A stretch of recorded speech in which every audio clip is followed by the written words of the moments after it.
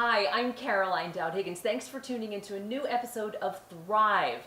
I'm really excited today. I'm going to be speaking with three amazing women, Jessica, Amy, and Chelsea, and we're going to be talking really frankly and candidly about what's working in careers and what's not. And I'm going to give them some very real-time coaching so we can help them move in the right direction. So Jessica, get us started. Tell us a little bit about where you are in your career and what you're thinking about. I think one of the main challenges in my career is that there's nowhere to go. There's nowhere really to grow within the company because there are just two of us doing everything. So, the potential for growth isn't there. So that's something that I've been giving a lot of thought to lately. I'm really proud of you because you've constantly got to think about what your exit strategy is or your growth strategy. And I think sometimes people aren't ahead of the game, and this is a perfect opportunity for us to plan for you and figure out what those next steps are. Good stuff. Thanks for being honest. All right, batter up. What's your issue? Well, 15 years of being part of a family business and deciding that now I'm ready to change my career path. Do I go back into a new business as an entrepreneur? Do I try to start something else up? Do I go and work for a company? Which is really scary for me to have a boss. I haven't had a boss for 15 years. And so I'm in this transition of which way do I want to go? Yeah, you have been a very successful serial entrepreneur, Amy, and you're at a crossroads, right? Yeah, Trying to figure out what the next step. Thank you for saying it's scary. I think that's really going to resonate with people listening. It is scary, and I appreciate your honesty there.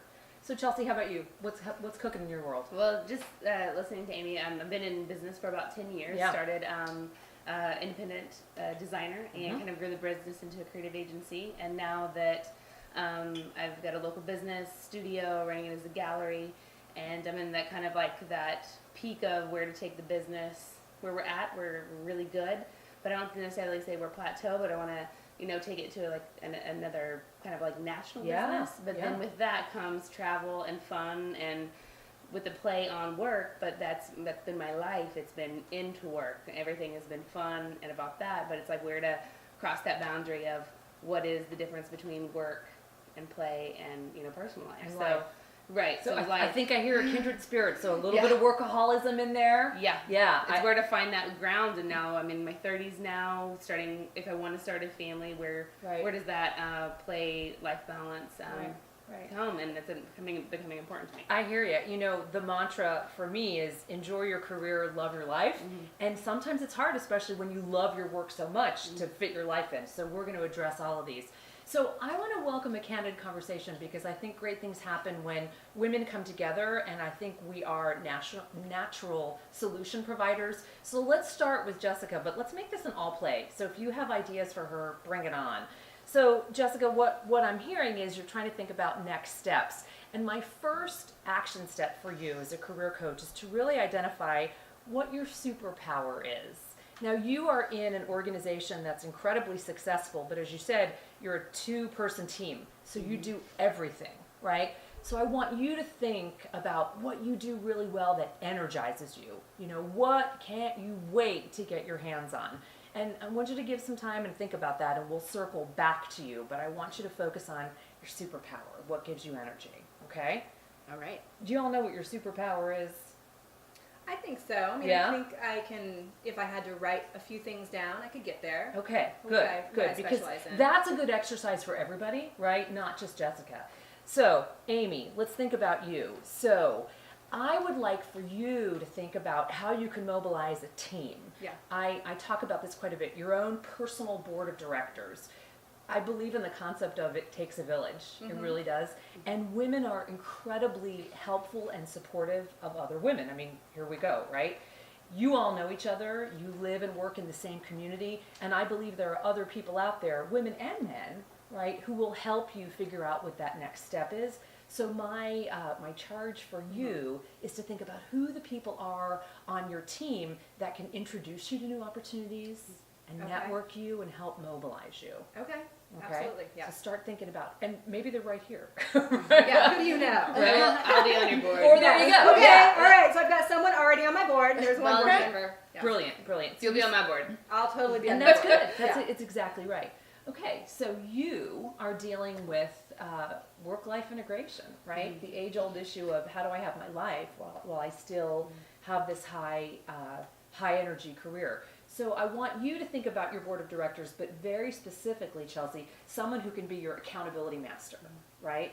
Maybe it's your husband, maybe it's a loved one in your family or your friends network, maybe it's someone professionally who can call you or text you to say, have you gone home, right?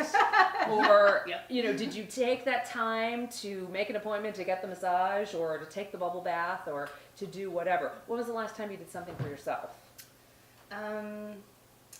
Yeah, apparently pretty long because she can't remember. Yeah, I mean, I try to take care of myself. I like work out and stuff, but as far as like when it comes to, like that girly woman element that I, want more time of, it's whenever I can squeeze it in. Yeah.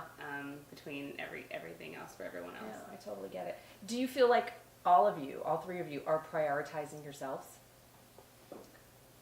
No. Yeah, the hesitation. I get it.